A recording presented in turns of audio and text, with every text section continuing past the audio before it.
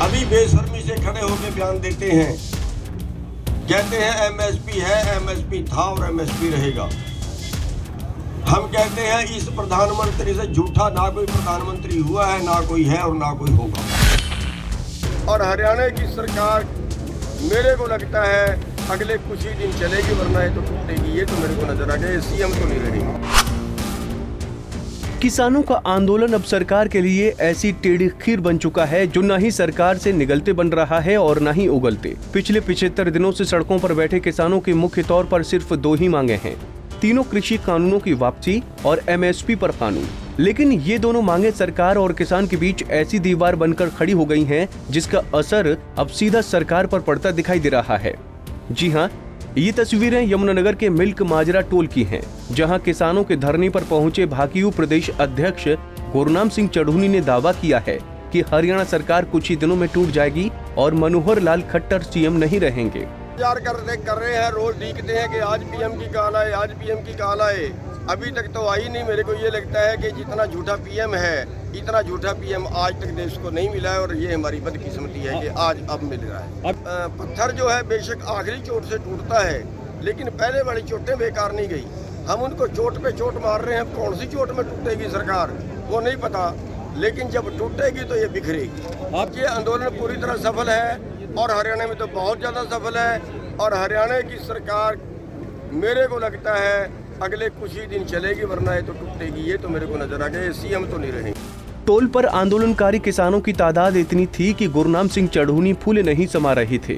धरने पर पहुंचने के बाद मंच पर किसानों ने चढ़ूनी को गदा भेंट करते हुए उन्हें सम्मानित किया। इसके बाद गदा लहराते हुए गुरनाम सिंह चढ़ूनी ने भी आंदोलन को तेज करने का ऐलान कर दिया और साथ ही एमएसपी को लेकर प्रधानमंत्री के बयान पर जोरदार कटाक्ष भी किया। और इन्होंने कृषि कानून नहीं है, ये खेती कानून नहीं है, ये खेती कानून इनका नाम गलत रख दिया है। ये है खेती व्यापार कानून, कृषि व्यापार कानून। और साथियों, आप देख रहे हैं देश की हालत। देश में पूंजीपतियों का राज पूंजीपतियों के लिए, पूंजीपतियों के द्वारा हो गया है। आज हमारे देश में एक परिवार की आमदन है 90 करोड़ 1 घंटे की। अंबानी की आमदन 90 करोड़ 1 घंटे की। 1 साल की इतनी है जितना सारे देश के किसानों पे खेती का कर्जा है। साथियों, लड़ाई आपका अस्तित्व बचाने की है, और इस अस्तित्व बचाने की लड़ाई में आप 2 महीने से सड़कों पे पड़े हुए हो, और इस 2-2.5 महीने से सड़कों पे पड़े हुए हो, और इस 2.5 महीने के पीरियड के अंदर 200 किसानों से ज्यादा अपनी जान गंवा चुके हैं।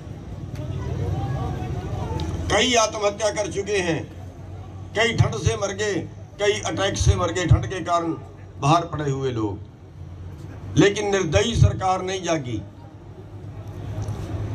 अभी बेशर्मी से खड़े होकर बयान देते हैं, कहते हैं एमएसपी है, एमएसपी था और एमएसपी रहेगा।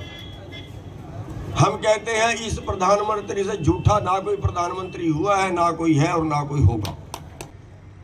वो ये सोच के लड़ना है कि हम जब तक लड़ेंगे जब तक शरीर में जान रहेगी। टाइम को तो कुछ लग जाए, हमें टाइम का कोई मतलब नहीं। कृषि कानून के विरोध में 75 दिनों से चल रहे इस आंदोलन में 200 से ज्यादा किसानों की मौत हो चुकी है, लेकिन किसान फिर भी अपनी मांगों को लेकर टस से मस होने को तैयार नहीं हैं। किसान जिद पर अड़े हैं तो सरकार ने भी कानूनों को वापस लेने से साफ इनकार कर दिया है।